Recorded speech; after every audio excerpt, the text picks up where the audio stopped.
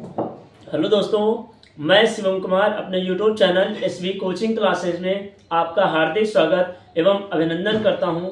तो आज हम पढ़ेंगे क्लास 10th की हिंदी में जयशंकर प्रसाद जी की रचनाओं की ट्रिक। और मैं ये उम्मीद करता हूं कि जो मैं आपको आज की इस वीडियो में ट्रिक बताऊंगा वो आप यूट्यूब में कहीं भी ढूंढ लीजिएगा, आपको नहीं मिलेगी। लेकिन मैं ये दावा करता हूं कि मैं जितनी रचनाओं को पढ़ाता हूँ, जो रचनाएं आज आपको बताऊंगा, अगर आप अच्छे से समझ लेते हैं तो आज की इस वीडियो में आपकी जयशंकर प्रसाद जी की कम से कम 10-15 रचनाएं आपको याद हो जाएंगी, कम से कम 10 या 5 मिनट में। ठीक है, बस आपको जैसे जैसे मैं बताऊंगा सेम ट्रिक आपको वैसे वैसे कॉपी में लिख लेना है और उसको याद कर लेना है। इसी तरह मैं एक एक लेखक की रचनाएं आपको बता दूंगा ताकि आपके क्लास 10th की या क्लास इंटर में जिस भी लेखक की रचनाएं आए वो आपकी छूटनी नहीं चाहिए, वो चाहे विधा पूछे या चाहे रचनाएं पूछे।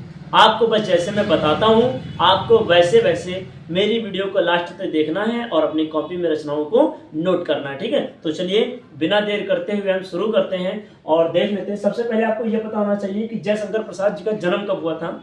तो जयशंकर प्रसाद जी का जो जन्म है वो हो जाता है 1889 ईस्वी में, है ना। और इनकी जो मृत्यु होती है वो हो जाती है 15 नवंबर 1937 ईस्वी में। ये आपको पता होना चाहिए इतना, ताकि रचनाएं आपके अगर इंटर में आती है, हाई स्कूल में तो ये है, वो आपको रचनाएं जीवनी याद होनी चाहिए। ठीक है, तो मैंने आपको सन बता दिया है। अब देखिए सबसे पहले आपको ट्रिक देखिए क्या बताते हैं।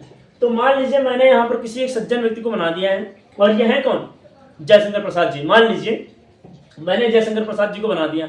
अब यहाँ पर ये होते क्या है, ये बहुत ही सीधे साधे होते हैं और सीधे साधे को बोलते हैं सज्जन। क्या बोलते हैं, सज्जन। समझिएगा ट्रिक, ठीक है। तो जयशंकर प्रसाद जी बहुत ही सीधे साधे होते हैं जिसको हम सज्जन बोलते हैं। तो ये सज्जन होते हैं, जब ये बचपन में होते हैं तो इनकी शादी तय हो जाती है। हम आपको रचना ट्रिक के माध्यम से बता रहे हैं, ठीक है। ये मैं समझ शादी वादी करा दी है, हम आपको ट्रिक के माध्यम से समझा रहे हैं, ठीक है। तो क्या हो जाएगा, जयशंकर प्रसाद जी की बचपन में शादी हो जाती है। तो इनकी शादी होते एक लड़की थी जिसका नाम होता है इरावती। क्या नाम होता है, इरावती। जिनकी इनकी शादी हो जाती है, बचपन में हो नहीं जाती, तय हो जाती है, जिसका नाम इरावती होता है। अब जयशंकर प्रसाद जी जब धीरे धीरे बड़े हो जाते हैं तो इनके मम्मी पापा लोग इन्हें बताते हैं कि तुम्हारी शादी तय हो गई थी बचपन में इरावती, और हम लोग बहुत ही गरीब हैं तो तुम्हें शादी के लिए कुछ व्यवस्था करनी पड़ी होगी। अब उसके बाद जब क्या होता है, अब इरावती को, जब ये इरावती भी बड़ी हो जाती है और इरावती थोड़ा फैमिली में रॉयल फैमिली की होती है, इरावती को जब बात पता चलती है कि हमारी शादी जयशंकर प्रसाद जी के साथ तय हो गई है, तो ये कहती है कि नहीं, मुझे उनसे शादी नहीं करना है। क्यों, क्योंकि वो गरीब हैं। तो अब जब ये बात इसको पता चलती है, जयशंकर प्रसाद जी को पता चलती है, तो अब ये इनके चक्कर में, मतलब इनके प्रेम में पैदल ही चल देते हैं कि मुझे कमाने जाना, और इंसान को जो जल्दी पैसा चाहिए तो वो कहाँ जाता है, सऊदी अरब। तो ये चल देते हैं पैदल, वो भी कहाँ, सऊदी अरब। तो जब ये अब ये इनके प्यार में कहाँ चले जाते हैं, प्रेम में। प्रेम मतलब प्यार में, है ना, प्रेम में, और वो भी कैसे, पैदल। तो पैदल से हो जाएगा पथिक। तो क्या रचना हो जाएगी, प्रेम पथिक। इनके प्यार में जब प्रेम पथिक में चल देते हैं, और पैदल पैदल जब ये चलते चलते इन्हें जो है काफी प्यास लग जाती है, काफी भूख लग जाती है, तो इन्हें आगे पेड़ दिखता है और ये उस पेड़ की छाया में बैठ जाते हैं। और कुछ देर बाद इन्हें प्यास लगती है। अब ये अपनी प्यास बुझाने के लिए इन्हें एक झरने की आवाज सुनाई देती है। किसकी, झरने की आवाज सुनाई देती है। भाई इन्हें प्यास लगी है, तो अब ये यहाँ छाया से उठ करके झरने के पास जाते हैं, क्या, पानी पीने के लिए ना। तो देखिए अब क्या होता है आगे। तो जैसे ही ये झरने को पानी पीने के लिए एक घूंट, जैसे ही ये एक घूंट पानी पीने के लिए उठाते हैं, तो यहां से दिखेगा, जैसे ही झरने से ये एक घूंट पानी के लिए उठाते हैं, उसके बाद यहाँ पर इनकी आवाज आ जाती है कि ठहरो, रुको, तुम पानी नहीं पी सकते हो। तो अब ये इधर उधर देखने लगते हैं, देखते हैं कौन है कौन है, कोई नहीं दिखता। तब वो एक अप्सरा यहाँ से कहती है इनसे कि मैं इस ध्रुव की क्या हूँ, स्वामिनी हूँ। क्या हूँ, स्वामिनी हूँ। मैं इस ध्रुव की स्वामिनी हूँ और मेरा नाम कामायनी है। क्या नाम है, मेरा नाम कामायनी है, कामायनी। ये इतनी बात आपको उम्मीद करते हैं समझ में आई होगी। तो अब देखिए क्या मैंने बताया, एक जयशंकर प्रसाद जी जिसका बचपन में एक लड़की के साथ शादी का तय हो जाती है जिसका नाम इरावती होता है। जब वो बड़ी हो जाती तो इन्हें इनकार कर देती कि मुझे आपसे शादी नहीं करनी। क्यों, क्योंकि आप गरीब हो और मैं रॉयल फैमिली। इस वजह से इनके प्यार में जब ये पैदल ही चले जाते हैं सऊदी अरेबिया कमाने, तो यहाँ ये पैदल जाते हैं प्रेम प्रतीक, और जब ये चलते चलते थक जाते हैं तब इन्हें पेड़ दिखता है और उस पेड़ में ये छाया में बैठ जाते हैं। कुछ देर बाद इन्हें प्यास लगती है और ये झरने के पास एक घूंट पानी पीने के लिए जाते हैं। तब वहां से एक आवाज आती है कि रुको। तो ये कहते हैं कि कौन है? तो ये कहती है कि मैं इस ध्रुव की स्वामिनी हूँ और मेरा नाम कामायनी है। अब ये कहती है कि आप पानी तभी पियोगे जब आप मुझसे विवाह करेंगे। क्यों? क्योंकि आप मुझे बहुत पसंद आ गए हो। अरे वाह वाह, क्या कहानी है। तो देखिए आगे क्या होता है। कामायनी कहती है इनसे, लेकिन जयशंकर प्रसाद जी कहते हैं कि नहीं नहीं, मुझे तुमसे विवाह नहीं करना है। क्यों? क्योंकि मेरी जो शादी वो बचपन में एक लड़की के साथ तय हो गई थी जिसका नाम इरावती होती। तो कहती कि मैं कुछ भी नहीं जानती, आप मेरे पति हो, मैंने आपको मन ही मन अपना पति मान लिया है। अरे वाह वाह।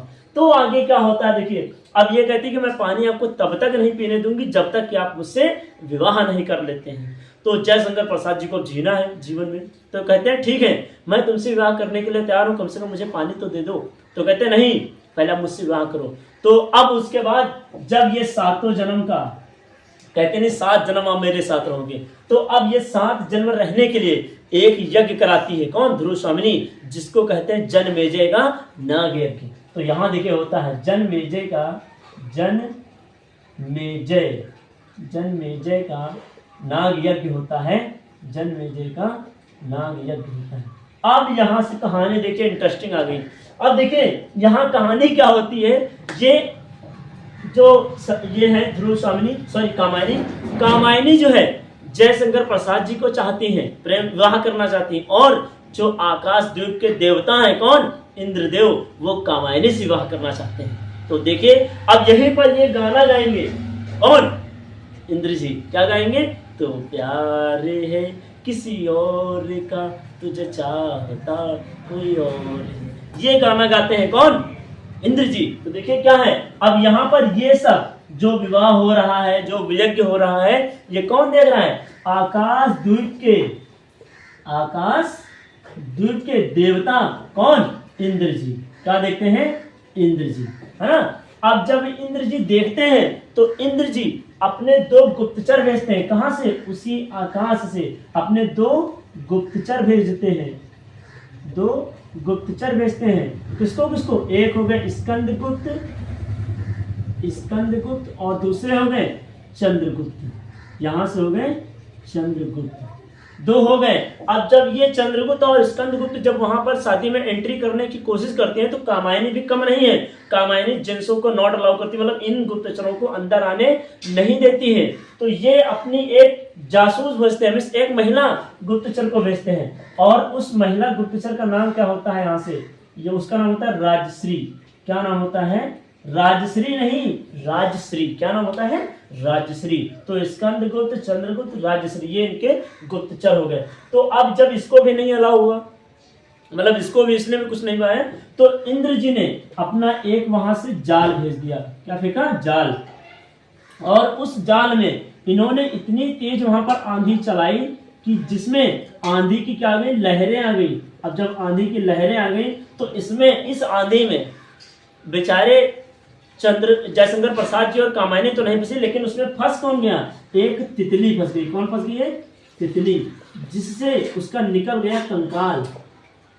जिससे उसका निकल गया कंकाल। अब कंकाल निकलने के बाद में, इतना निकलने के बाद, अब जब इंद्र जी देखे कि ये दोनों तो नहीं फंसी लेकिन बेचारी तितली फंस गई और उस तितली का निकल गया कंकाल, तब इनके हृदय में कौन जगाई? तब इनके हृदय में एक ममता जगाई और इनकी आंखों में क्या निकल आए? आंसू आ गए। और इनकी आंखों से आंसू आ गए। तब इनकी आंखों से आंसू आने के बाद में ये जो है बहुत ही क्या करने लगे? प्रायश्चित करने लगे। क्या करने लगे? प्रायश्चित।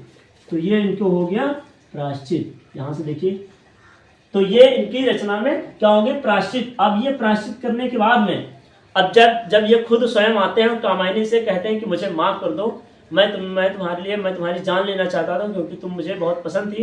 तो इसके बाद इनको बहुत ही प्रायश्चित हुआ, आंसू निकले, ममता जागी। उसके बाद होता क्या है, फिर इन्होंने कहा मुझे कुछ नहीं चाहिए, मुझे सिर्फ आप अपना एक पुरस्कार के रूप में क्या दे दो? पुरस्कार के रूप पुरस्कार के रूप में अपनी मुझे एक चित्र दे दो चित्राधार, क्या होता है मुझे, जिससे मैं तुमको हमेशा याद कर सकूं। और यहीं पर आपकी रचना जो है जयशंकर प्रसाद जी की खत्म हो जाती है। देखिए मैंने क्या बताया, एक बार हम फिर से रिवाइज कर देते हैं आपको। देखिएगा क्या होता है, सज्जन पुरुष होते हैं, हम आपको ऐसे बताते हैं, आप देखिएगा एक सज्जन पुरुष होते हैं जिनका नाम जयशंकर प्रसाद जी होता है। तो सज्जन इनकी पहले रचना हो गई। इनकी बचपन में शादी तय हो जाती है इरावती नाम की लड़की से, जिसके प्रेम के चक्कर में ये पैदल चल देते हैं, जिसका और प्रेम पति की रचना हो जाएगी। फिर उसके बाद चलते चलते जब ये थक जाते हैं तो वहां पेड़ की छाया में बैठ जाते हैं, तो रचना हो जाएगी छाया। उसके बाद इनको प्यास लगती है, उसके बाद झरने की आवाज आती है, तो रचना हो जाएगी झरना। उसके बाद अब ये जब पानी पीने के लिए एक घूंट उठाते हैं तो रचना हो जाएगी एक घूंट। तो वहां से एक आवाज आती है, ठहरो, तभी देखते हैं, कहते हैं कौन है, तो ये कहती है कि मैं इस ध्रुव की स्वामिनी हूँ, तो रचना हो जाएगी ध्रुव की स्वामिनी। और नाम क्या होता है, कामायनी, तो रचना हो जाएगी कामायनी। ठीक है, उसके बाद आगे क्या होता है, कहती है कि आप मुझे बहुत पसंद हो और मैं आपसे विवाह करना चाहती हूँ। तो जयशंकर प्रसाद जी कहते हैं कि नहीं नहीं, मेरा विवाह तय हो चुका है, मेरी शादी तय हो चुकी है। तो कहती है मुझे कुछ नहीं पसंद, मुझे आप पसंद हो, मुझे विवाह करना है। तो कहती है ठीक है, पहले तो मुझे पानी पिला दो। तो कहती है कि नहीं, पहले मुझसे विवाह करो। तो कहते हैं ठीक है। तो अब ये 7 जन्म को निभाने के लिए एक यज्ञ करवाती है जिसका नाम होता है जनमेजय का नाग यज्ञ। इतना, अब ये सब कुछ आकाशद्वीप के देवता इंद्रदेव देख रहे होते हैं, आकाशद्वीप रचना हो जाएगी। उसके बाद इंद्र जी ने अपने इसको शादी को रुकवाने के लिए 2 गुप्तचर भेजे, जिसका नाम स्कंदगुप्त और चंद्रगुप्त है। जब इनको वहां अंदर नहीं जाने को मिला तब इन्होंने एक अपनी महिला कांस्टेबल को भेजा, जिसको महिला जासूस कहते हैं, महिला स्पाई। तो वहां पर क्या हुआ, उसका नाम राजश्री था। अब वहां जब इसकी भी दाल नहीं गली तो इन्होंने, इंद्र जी ने वहां से एक जाल फेंक दिया, और उस जाल में ये ध्रुव स्वामिनी, सॉरी कामायनी और जयशंकर प्रसाद तो नहीं फंसे, लेकिन उसमें फंस गया कौन, तितली। और तितली मतलब इतनी तेज उन्होंने जाल फेंका कि उससे आंधी आ गई और लहरें आ गई, तो उसमें तितली फंस गई और तितली का निकल गया कंकाल, है ना। और उसके बाद जब अब ये सब देख करके इंद्र जी के हृदय में ममता जगाई और उनकी आंखों से आंसू निकल आए, तब उनको क्या हुआ, प्रायश्चित हुआ।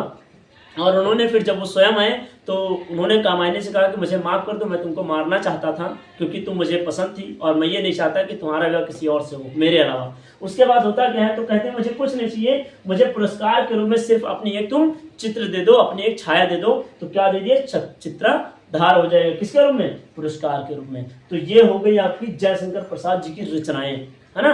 उम्मीद करते हैं कि आपको बहुत ही शानदार तरीके से आपको रचनाएं याद हो गई होंगी। और मैंने कहा था कि मैं कम से कम आपको 10-15 रचनाएं कम से कम आज की इस वीडियो में याद करा दूंगा। जयशंकर प्रसाद जी की रचनाएं जितने भी हैं, 10-15 जो भी रचनाएं, देखिए कितने हैं, 1 2 3 4 5 6 7 8 9 10 11 12 13 14 15 16 17 18 19 20 21 22 23 रचनाएं हैं आपको। और उम्मीद करते हैं 23 रचनाएं आपको बहुत ही शानदार तरीके से याद हो गए होंगे। ठीक है, अब ये क्या है इसमें, अब जरा देख लीजिएगा, आपको ये होगा तो हिंदी का जैसे महाकाव्य है, ये हिंदी का महाकाव्य होता है कामायनी।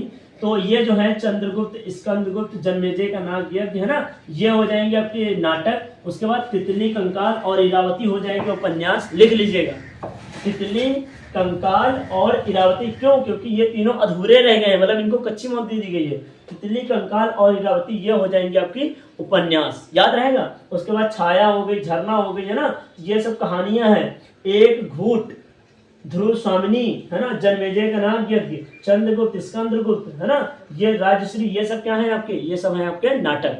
तो याद रखिएगा अच्छे से, बहुत ही शानदार तरीके से। और जितने भी मैंने आपको रचनाएं बताई हैं, इसी तरह मैं हर एक लेखक की आपको रचनाएं याद करा दूंगा। लेकिन इसके लिए आपको हमारे चैनल को सब्सक्राइब करना होगा और इसे लाइक करिए और शेयर करिए। ठीक है, तो चलिए मिलते हैं नेक्स्ट वीडियो में इसी तरह इंपॉर्टेंट रचनाओं के साथ में। Thanks for watching this video.